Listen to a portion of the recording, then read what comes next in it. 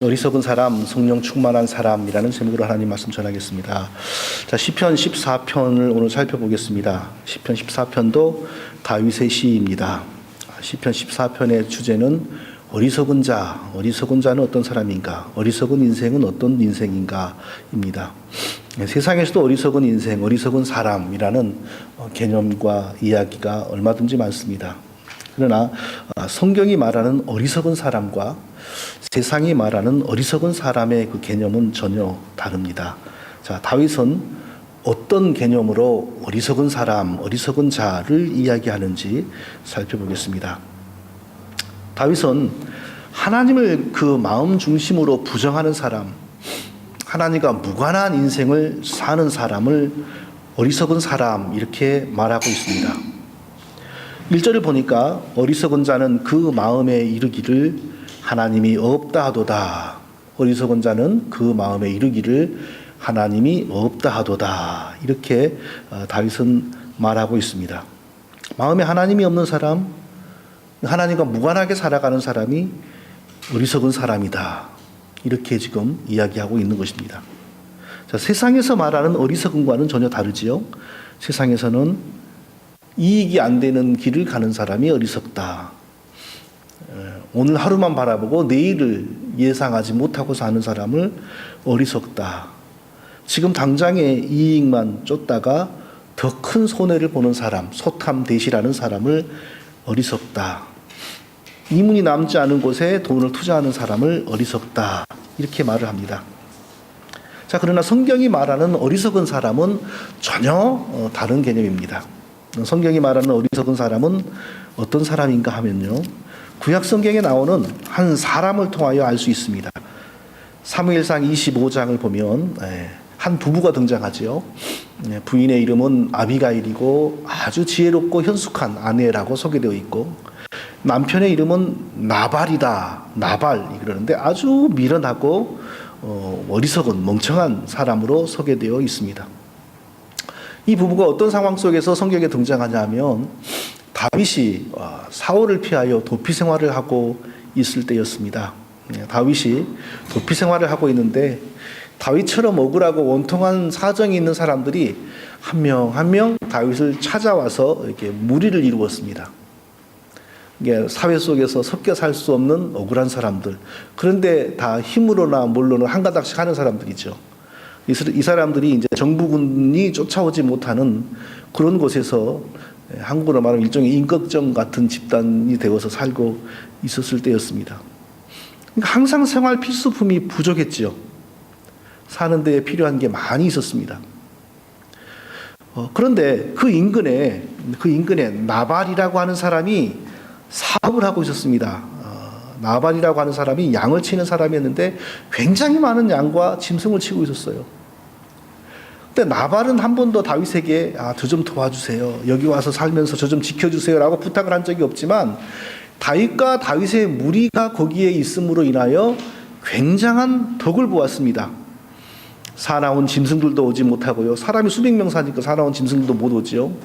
그리고 용감하고 날린 사람이 수백 명 사니까 강도나 산적이 얼씬거리지를 못하지요. 강도나 산적이 왔다가 오히려 잡아서 뺏기게 생겼는데 어떻게 오겠습니까? 자, 그러니까 이 나발의 양이 3,000마리고 나발의 염소가 1,000마리였는데 거대한 짐승을 치고 있어도 악한 짐승들이 와서 잡아먹지도 못하고 산적들이나 강도들이 와서 빼앗지도 못하고 덕을 많이 보고 있었어요, 나발이. 농사 짓는 사람들이 1년에 한 번 추수를 하는 것처럼 양 치는 사람들도 뭐 1년에 한 번 하는지 두 번 하는지 모르지만 털을 깎는 날이 있지 않겠습니까? 그 털을 깎는 날이 짐승 키우는 사람에게는 크게 이제 돈을 버는 날이겠죠. 바로 그 날이었습니다. 이게 굉장히 기분이 좋고 음식도 후하게 장만하고 나름대로 이제 축제 파티를 벌이고 있었던 겁니다, 나발이. 그 소식이 인근에 있는 다윗에게 귀에 들렸어요. 그래서 다윗이 저 사람이 뭐 우리 덕주 봤으니까 내가 이럴 때 좀 우리 부하들 먹게 음식 좀 구하고 한다고 해서 무리한 일이 아니겠다 싶어가지고 부하 10명을 보내서 이러이러하고 당신이 오늘 기분이 좋은 날이니 우리에게도 좀 먹을 것 좀 주라 라고 부탁을 했어요. 보통 사람 같으면 어떻게 반응하겠습니까? 아무 도움을 얻지 못했다 할지라도 오늘이 좋은 날인데 좋은 날 서로 즐겨야지요. 서로 기분 좋아야죠. 음식을 대접할 만하거든요. 그리고 앞을 봐서라도 음식을 대접해야 됩니다. 앞으로 살다 보면 자기 짐승이 4,000마리인데 무슨 일이 있을지 압니까? 산짐승들이 올런지 산적들이 올런지 무슨 일이 있을지 압니까? 그러니까 옆에 있는 그 수백 명 그 준 군사 집단과 잘 지내야죠.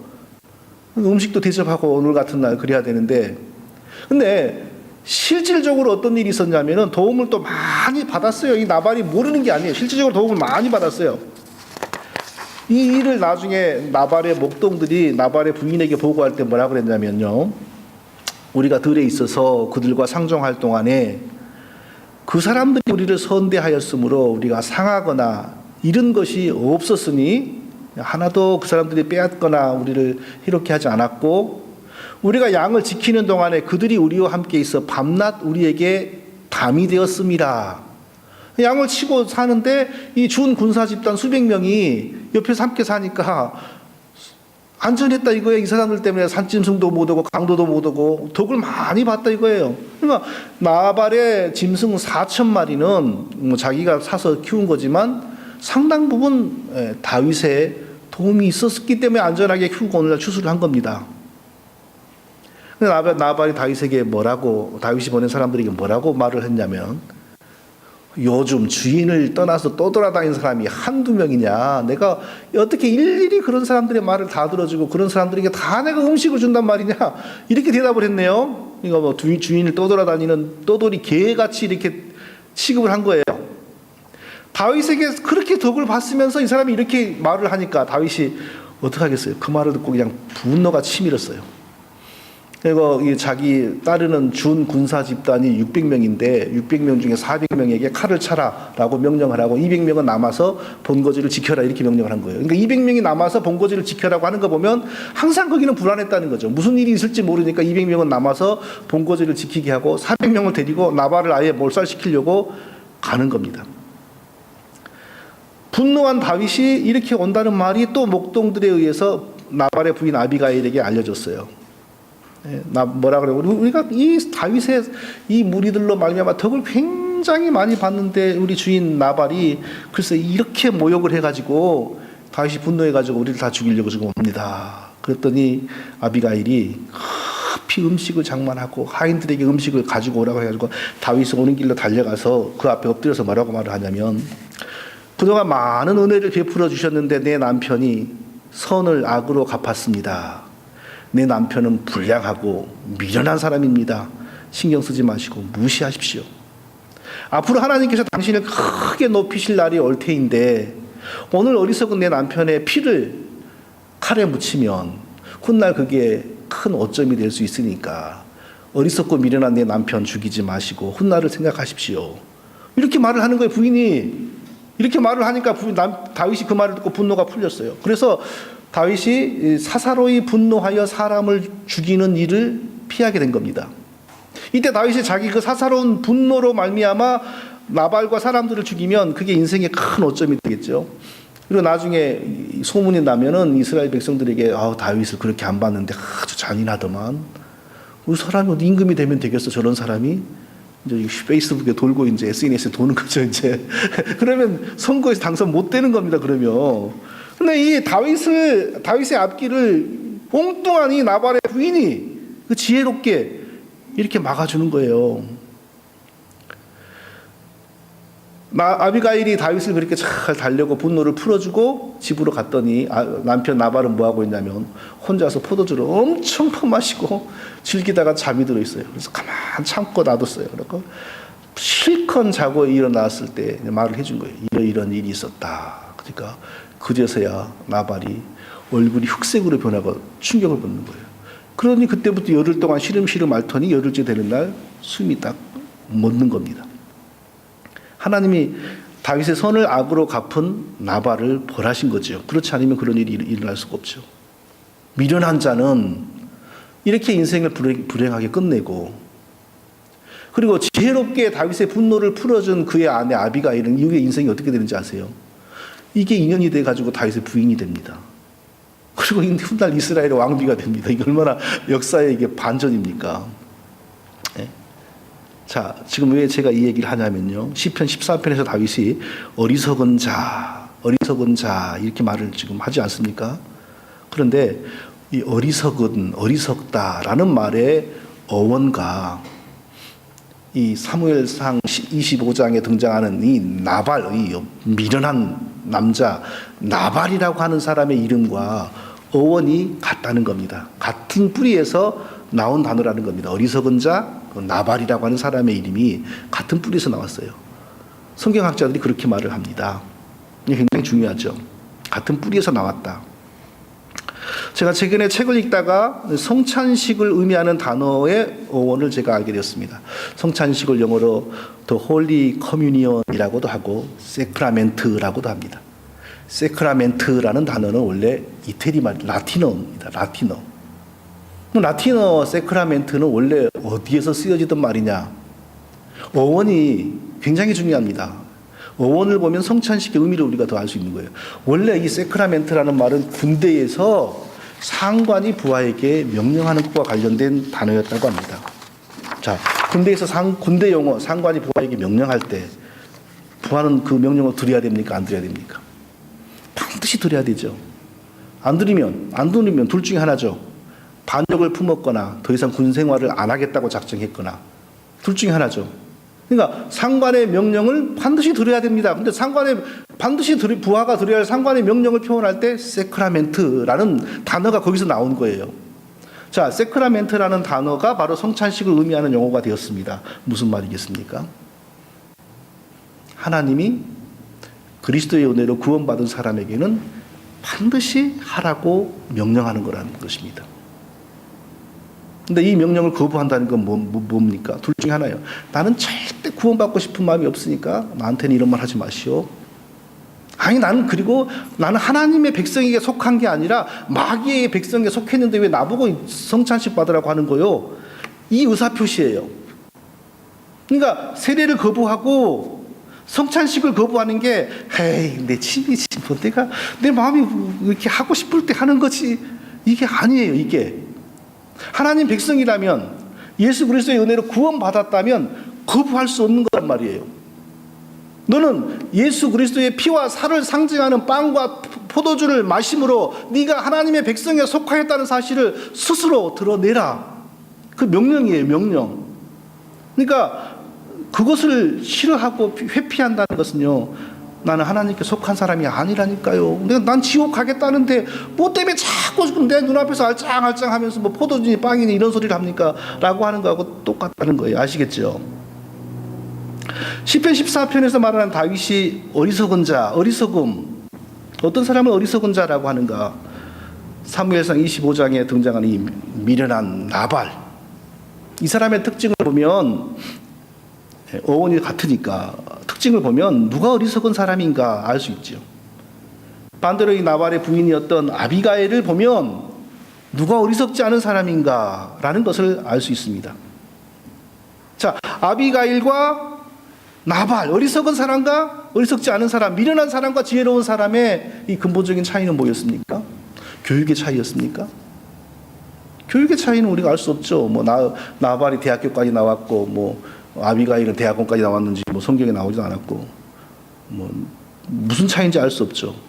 그런데 분명한 것은 아비가일의 마음속에는 하나님이 계셨고 나발의 마음속에는 하나님이 거하시지 않은 겁니다. 마음에 하나님이 계시는 아비가일은 다윗이 지금 사막에서 유랑하고 있지만 하나님이 귀하게 쓰실 사람이고 장차 큰 일을 위하여 훈련시키고 준비하고 있는 사람이라는 것이 보인 거죠. 그러니까 그 앞에 가서 엎드려서 왜 이 미련한 내 남편 같은 사람을 죽여서 그 고귀한 칼에 피를 묻혀 훗날에 어점을 만들려고 하십니까? 세상에 어느 부인이 자기 남편에 대해서 그렇게 말할 사람이 세상에 어디 있습니까? 이렇게 말을 한 거예요. 자기 남편은 죽어도 100번 죽어도 싼데 근데 다윗과 같은 사람의 칼이 자기 남편 같은 사람을 죽이기에는 너무 아깝다는 거예요. 이건 진짜 우리 집사람이 그래 맨날 가서 진짜 일 짓다 나 완전히. 왜 근데 이렇게 말하겠어요? 하나님의 역사가 보이니까 그런 거죠. 하나님이 하시는 일이 사람의 마음이 아니죠. 근데 나발은 마음에 하나님이 없으니까, 마음에 하나님의 은혜가 없으니까 전혀 안 보이고 사람의 우매한 눈으로만 보이는 겁니다. 600명이나 되는 사람을 내가 먹이려면 도대체 지금 이 양을 몇 마리를 잡아야 되는 거야. 이 계산만 하는 거야. 이 계산만. 이게 바로 어리석은 거죠. 하나님이 그 마음에 은혜와 지혜를 주시지 않은 거죠. 이것입니다. 하나님이 그 마음에 역사하시고 그 마음에 은혜를 주시니까 아비가일은 자기 남편이지만 그냥 멸시하고 그 앞에 쫓아가서 다윗에게 엎드려서 여호와께서 반드시 내 주를 위하여 든든한 집을 세우리니, 이 말은 하나님께서 때가 되면 반드시 당신을 왕으로 세울 것이니. 기가 막힌 말 아닙니까? 어찌 알아요? 지금 이 사람이 지금 불과 600명 데리고 떠돌아다니고 사울에게는 몇십만의 군대가 있는데, 이는 내 주께서 여호와의 싸움을 싸우시며, 당신 지금 괜히 떠돌아다니는 게 아니라 하나님의 뜻이 있어서 지금 이런 고난을 당하는 겁니다. 내 주의 일생에 내 주에게서 악한 일을 찾을 수 없음이니라. 무슨 잘못을 해서 당신이 이렇게 고난을 당한 게 아니고 하나님이 훗날을 위해서 연단하시는 것을 제가 압니다. 사람이 할 수 있는 말이 아니죠. 하나님이 그 마음에 역사하시니까 사람이 보지 못하는 것을 보는 겁니다. 다윗을 또 내 주라 그랬어요. 기가 막힙니다. 이것은 백성이 임금에게 하는 말이고, 아내가 남편에게 하는 말이고, 하인이 자기 운명을 주관하는 주인에게 하는 말입니다. 내 주에게. 특별한 해안을 가진 거죠. 하나님께서 그 마음에 은혜를 주시고 지혜를 주시니까 사람이 볼 수 없는 특별한 해안을 가지고 이렇게 하는 것이에요. 그러나 미련한 하나님이 그 마음에 아무런 은혜를 주시지 않은 나발은 그렇게 하지를 전혀 못했죠. 그래서 그냥 자기의 당장의 그 재물을 아끼려고 하다가 큰일 날 실수를 저지르고, 거절을 하려면 또 좋게나 거절하지, 아주 악한 말로. 요즘 주인을 떠돌아다니는 개가 떠나서 떠돌아다니는 사람이 어디 한두 명이냐, 이렇게 모욕하는 소리를 하고. 이 근본 원인이 뭐냐 이거. 이 근본 원인이 사람의 교육의 문제가 아니고 심성의 문제도 아닙니다. 하나님께서 그 마음에 거하시냐, 하나님께서 그 마음에 은혜를 주시느냐 안 주시느냐, 바로 이겁니다. 여기서 우리가 뭘 발견해야 됩니까? 어리석은 사람은 학력이 부족한 사람이 아니요, 다른 것이 아니고 하나님이 그 마음에 계시지 않은 사람입니다. 우리라고 뭐 별 수 있어요? 우리도 마음속에 하나님이 거하시지 않고 하나님의 은혜가 없으면 똑같이 어리석은 사람이 되는 거죠. 어리석어지면 우리의 삶은 어떻게 변합니까? 1절의 후반부에 보니까 저희는 부패하고 소행이 가증하여 선을 행하는 자가 없도다. 행실이 부패하고 소행이 못되어서 선을 행하는 자가 없도다. 왜 이렇게 됩니까? 마음이 어리석어서. 어리석어진 이유가 근본적으로 뭡니까? 하나님이 은혜를 주시지 않고 하나님이 자기의 사랑을 부어주시지 않기 때문에 결국은 삶이 부패하고 소행이 가증해진다 이겁니다. 그래서 하나님이 은혜를 주시지 않으면 어떤 인생이 되는가? 2절 3절을 보니까요, 기독교의 구원을 설명할 때 사도 바울이 로마서에서 우리의 구원의 원리를 설명할 때 가장 시작 단계에서 하는 내용이 여기서 나오는 거예요. 2절 3절을 보니까 여호와께서 하늘에서 인생을 굽어 살피사 지각이 있어 하나님을 찾는 자가 있는가 보려 하신즉 다 치우쳤으며 함께 더러운 자가 되고 선을 행하는 자가 없으니 하나도 없도다.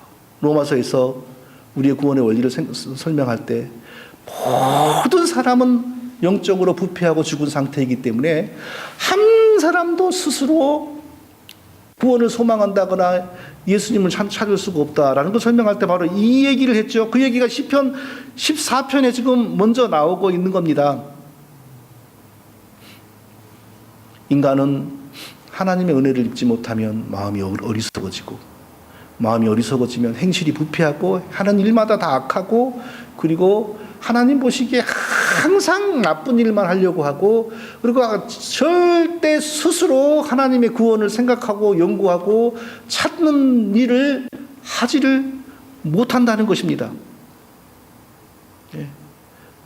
그럼 어떻게 우리가 구원을 받는가? 하나님이 우리를 자기 백성으로 이유 없이 택하시고 그리고 예수 그리스도를 믿도록 불러주시고 실제로 믿음을 가지도록 은혜를 주시고 이런 과정을 거쳐서 우리가 하나님 백성이 되고 어리석은 인생에서 벗어나 올바른 인생을 살아갈 수가 있는 것이죠. 자, 이 내용에서 오늘 우리가 두 가지 중요한 사실을 확실히 붙잡아야 됩니다. 첫째로는 우리의 현재의 삶과 우리의 구원과 우리의 변화된 모든 삶은 전적으로 하나님의 은혜로 말미암았다는 것입니다. 오늘 시편 14편에서 바로 이 얘기가 나옵니다. 하나님이 위에서 내려보니까 아무도 하나님을 찾으려고 하는 사람도 없고 다 치우쳤고 다 더러운 자가 되어 있다. 오늘 시편 14편 여기서 이 얘기가 나오는 거예요. 왜? 어리석은 사람이기 때문에. 어리석지 않으려면 뭘 해야 되냐? 우리의 힘과 우리의 노력이 없는 거예요. 오직 하나님이 그 마음에 은혜를 주시고 그 마음을 밝게 비춰주셔야만 어리석은 사람이 되지 않는 것입니다. 그럼 어떻게 우리가 구원을 받았습니까? 어떻게 우리의 삶이 변했습니까? 어떻게 우리가 천국을 소망하게 되었습니까? 어떻게 우리가 죄에 물들지 않고 바르게 살려는 마음을 가지게 되었습니까? 우리의 노력이 하나도 없습니다. 하나님이 우리를 어리석은 상태에서 건져주시지 않았다면 우리가 할 수 있는 일이 손톱만큼도 없습니다. 하나님이 우리를 자기 백성으로 택하여 주시고 믿음을 주시고 우리 안에서 성령으로 역사하시니까 우리가 어리석은 사람의 상태에 머무르지 않고 지혜로운 사람이 될 수 있었던 것입니다. 만일 그렇지 않으면 우리도 역시 모든 행위가 부패하고 하는 일마다 다 가증하고 하나님을 찾기는커녕 전부 죄악으로 기울어지고 하는 일마다 다 더러운 것에 물들고 이렇게 될 수밖에 없는 것이죠.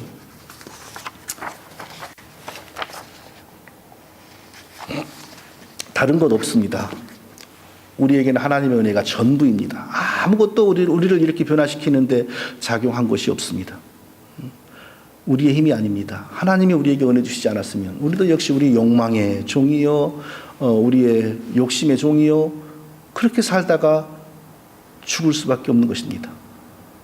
오직 은혜, 종교개혁자들이 오직 은혜, 종교개혁자 오직 은혜를 강조했어요. 근데 그게 절대 틀린 말이 아니에요. 성경을 보나 우리의 자신을 돌아보나 절대 틀린 말이 아닙니다. 하나님의 은혜가 없으면 우리가 무슨 재주로 우리가 예수 그리스도를 알아서 구원을 받습니까? 하나님의 은혜가 없으면 어떻게 우리가 오늘도 예배를 드리고 우리의 신앙을 우리가 지키려고 노력을 합니까? 모든 것이 은혜입니다. 그러나 나의 나된 것은 하나님의 은혜로 된 것이니, 사도들의 이런 고백이 절대 빈말이 아닙니다. 틀린 게 아닙니다. 조금이라도 우리로 말미암아 된 게 없습니다. 전부 하나님의 은혜입니다. 끝까지 어리석은 상태에서 제약된 인생을 살다가 가는 사람들은 하나님의 은혜를 받지 못했기 때문입니다. 그러나 우리는 하나님이 먼저 우리에게 자기를 알려주시고 우리로 하여금 하나님을 알게 해주시고 우리에게 성령으로 역사하심으로 우리가 천국을 바라보며 하루하루를 바르게 살 수 있는 것입니다. 하나님의 은혜입니다. 너희를 불러 그의 아들 예수 그리스도 우리 주와 더불어 교제케 하시는 하나님은 미쁘시도다. 하나님이 우리에게 먼저 은혜를 주셔서 우리를 예수 그리스도 앞으로 인도하셨고 예수님을 믿게 하시고 예수님과 교제하게 하셨습니다. 우리가 한 게 아무것도 없습니다. 언제나 하나님께 감사와 찬송과 영광을 돌려야 됩니다. 또 둘째로 우리가 오늘 본문을 통해서 발견해야 되냐면요, 우리는 어리석은 인생을 살지 않아야 합니다. 어리석은 인생을 살지 않으려면 우리가 뭐 해야 될까요? 반드시 성령 충만을 얻고 누리고 유지해야 됩니다. 성령 충만하지 않으면 우리라고 별 수 있습니까? 성령으로 충만하지 않고 우리가 인간의 본성대로 욕심대로 우리의 타고난 마음대로 살면 우리가 어떻게 어리석음에서 벗어날 수가 있습니까? 성령으로 충만해야 됩니다. 성령 충만은 성령을 또 받고 해서 성령이 점점 많아지게 하는 게 아닙니다. 성령은 많고 적은 것으로 설명될 수 없습니다. 성령을 더 받기 위해서 뭐 우리가 인위적인 어떤 것을 한다거나 무슨 프로그램 속에 들어간다거나 그런 것도 말이 되지 않습니다. 성령 충만은 무엇이냐? 이미 예수님 믿을 때 우리 속에 와 계시는 성령님이 더 많이 우리의 성품을 다스리고 더 많이 우리의 생각과 행동을 지배하는 것입니다. 성령 충만은 성령을 더 받는 것이 아니고 이미 예수님 믿을 때 우리에게 예수 그리스도를 주로 믿게 하시는 그 성령이 이미 우리 안에 와 계십니다. 그 성령이 단순히 구원의 믿음만 주시는 게 아니라 이후에 점점 우리의 생각을 지배하고 우리의 마음을 지배하고 이게 바로 성령이 우리의 다스림입니다. 이 다스림이 갈수록 점점 풍성해지고 우리의 삶이 더 많이 성령의 지배와 인도하심을 받는 것이 성령의 충만입니다. 성령으로 충만해지면 반드시 죄를 쫓아가는 우리의 삶이 약해지죠. 성령의 충만과 죄를 좋아하고 쫓아가는 우리의 삶이 같이 함께 갈 수는 없습니다. 성령으로 충만해지면 우리의 죄악된 본성과 우리의 어리석은 마음은 그만큼 약화됩니다. 그러나 우리가 성령으로 충만하지 못하면 우리가 태어날 때부터 타고난 우리의 부패한 본성과 우리의 그릇되고 죄악된 마음이 계속 강성, 힘을 보이는 겁니다. 그럼 어떻게 되겠어요? 나발과 같은 사람이 되어버리죠. 그러나 성령으로 충만하면요, 현명하고 지혜로운 나발의 아내와 같은 사람이 될 수가 있는 것입니다. 그리스도인이라면 모든 사람은 구원을 받았습니다. 그리고 모든 사람은 성령을 받았습니다. 성령 세례를 또 받는 게 아니죠. 그리스도인은 진짜 그리스도인이라면 이미 성령 세례를 받은 겁니다. 성령이 우리 속에 안에 이미 거하시고 계십니다. 그러나 성령의 충만은 항상 더 받아야 하고 더 누려야 하고 더 유지해야 됩니다. 성령으로 충만하지 못하면 우리도 어리석어질 수 있습니다. 성령으로 충만하지 못하면 육신의 욕망, 육신의 마음, 부패한 본성이 계속 일어나서 우리의 삶을 다스리고 지배하려고 합니다. 그러면 다시 옛사람으로 돌아가는 거죠. 누구든지 그렇게 되면 옛사람이 더 강하게 일어나서 죄를 범하게 돼요. 누구든지 예외가 없고 장사가 없습니다.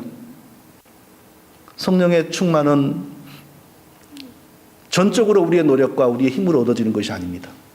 우리의 노력과 힘이 작용하지만 오직 하나님의 은혜인데 그 하나님의 은혜는 어떻게 우리에게 역사하는가? 이게 아주 중요한 겁니다. 요즘 사람들은 성령의 충만을 얻기 위해서 노래에 의존을 해서 막 노래를 부르고 이 감정을 고양하면 성령으로 충만해지는 것 같지만 그것은 감정일 뿐이에요. 노래입니다. 성령의 충만을 얻기 위해서 우리 전통적인 훌륭한 믿음의 조상들은 뭘 강조했냐? 말씀, 기도, 성찬을 강조했습니다.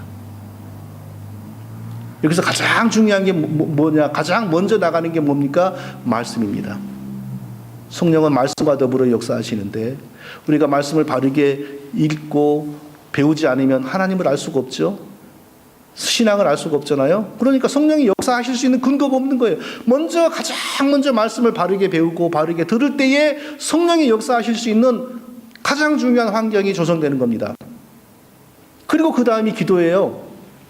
말씀을 배우지 못하는데 기도가 나가면 기도는 굉장히 영적인 거지 않습니까? 말씀을 배우지 못했는데 기도가 막 뛰어나가면 뭐가 됩니까? 성령이 역사할 수 있는 절대적인 환경이 되지 못해요. 그러면 그때 사단이 역사하는 겁니다. 문제가 되는 사람, 이상한 사람들 치고 기도 안 하는 사람들 있던가요? 기도 열심히 합니다. 기도를 많이 한다고 굉장히 자랑합니다. 그러나 그들에게 말씀이 없기 때문에 말씀을 통하여 역사하시는 성령의 그 환경이, 일하시는 환경이 안 되어 있기 때문에 말씀이 없이 힘써 기도하니까 푸닥거리가 되는 거예요. 이상한 역사가 벌어지고.